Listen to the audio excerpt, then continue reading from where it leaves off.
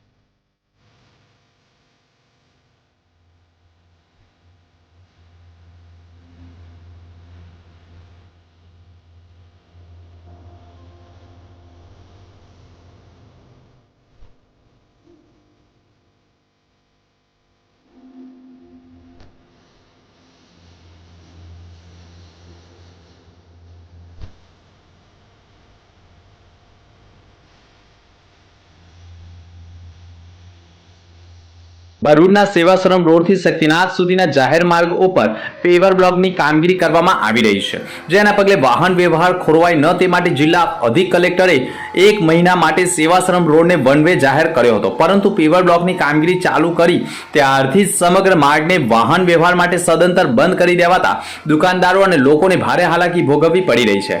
સાથે જ ઇમરજન્સી વાહનો કે જેવા એમ્બ્યુલન્સ હોસ્પિટલ સુધી પહોંચતા નથી અને દર્દીઓની હાલત કફોડી બની જતી હોય છે। આજે તો એક દર્દી હોસ્પિટલ સુધી પહોંચે તે પહેલા જ દમ તોડી નાખતા દર્દીના પરિવારમાં ભારે આક્રોશ ફાટી નીકળતો। ભરૂચની નવજીવન ઝૂંપડપટ્ટી વિસ્તારમાં રહેતા કૌશિક ઈશ્વર સોલંકી નાઓએ કોઈ અગ્રમ્ય કારણોસર ઉંદર મારવાની દવા ગટગટાવી લીધી હતી અને તેની હાલત કફોડી બની ગઈ હતી। તેને સૌપ્રથમ સારવાર માટે ભરૂચ સિવિલ હોસ્પિટલ ખાતે ખસેડવામાં આવ્યો હતો, પરંતુ તેની હાલત નાજુક લાગતા તેને વધુ સારવાર માટે ખાનગી હોસ્પિટલ ખસેડવાની કવાયત કરી હતી, જેમાં દર્દીને આઈસીયુ, એમ્બ્યુલન્સ, ઓક્સિજન સાથે વેન્ટિલેટર સાથે ભરૂચના સેવાશ્રમ રોડ ઉપર આવેલ જીવન જ્યોત હોસ્પિટલ ખાતે ખસેડવાની કવાયત કરી હતી અને 5 બત્તી નજીક જ હોસ્પિટલની બહાર સેવાશ્રમ રોડ ઉપર પેવર બ્લોકની કામગીરી ચાલી હતી, જેના પગલે પેવર બ્લોકની કામગીરી કરી રહેલા કામદારોએ એમ્બ્યુલન્સને હોસ્પિટલ સુધી જવા દીધી ન હતી અને આઈસીયુ વાળી એમ્બ્યુલન્સમાંથી જીવન મરણ વચ્ચે રહેલા કૌશિક સોલંકીને સ્ટ્રેચર ઉપર જ વેન્ટિલેટર અને ઓક્સિજન કાઢી જીવન જ્યોત હોસ્પિટલ કે જે 100 મીટરનો રસ્તો છે ત્યાંથી પગપાળા લઈ જતી વિરાજ રસ્તામાં દમ તોડી નાખતા દર્દીના પરિવારોએ રોડની કામગીરી સામે આક્રોશ વ્યક્ત કર્યો હતો અને જો એમ્બ્યુલન્સ હોસ્પિટલ સુધી પહોંચી હોત તો દર્દીનો જીવ બચી ગયો હોત તેવું પણ દર્દીના પરિવારજનોએ મીડિયા સમક્ષ રટણ કર્યું હતું। પેવર બ્લોકની કામગીરીના કારણે દર્દીનું મોત થયું હોવાના મેસેજ સોશિયલ મીડિયા ઉપર સતત વહેતા થતા ભરૂચ નગરપાલિકાના પ્રમુખ અમિત ચાવડા સહિતના સ્થાનિક નગરસેવકો પણ દોડી આવ્યા હતા, પરંતુ નગરપાલિકા અને કોન્ટ્રાક્ટરે અધિક કલેક્ટરના જાહેરનામાનો ભંગ કરવા બદલ જિલ્લા વહીવટી તંત્ર શું કાર્યવાહી કરે છે તે એક પ્રશ્ન ચર્ચાનો બની ગયો છે, કારણ કે માર્ગને વન વે જાહેર કર્યા બાદ પણ સદંતર વાહન વ્યવહાર માટે બંધ કરવા કોણે સૂચન કર્યું અને કેમ સદંતર વાહન વ્યવહાર માટે રસ્તો બંધ કરાયો છે તે સમગ્ર મામલો હાલ તો टॉक ऑफ द टाउन बनी गयो है। क्या हुआ है, आपके भाई को कैसे लाए थे एम्बुलेंस में?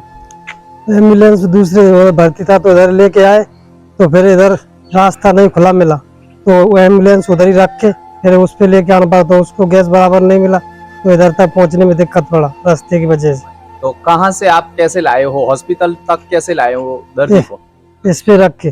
अच्छा, तो अभी दर्दी को कैसा है, क्या है दर्द? क्या वो तो दम तोड़ दिया उसने। वो किसकी वजह से हुआ ये? ये रास्ते की वजह से, अगर एम्बुलेंस इधर तक पहुंचती तो ये नहीं देखना पड़ता यार।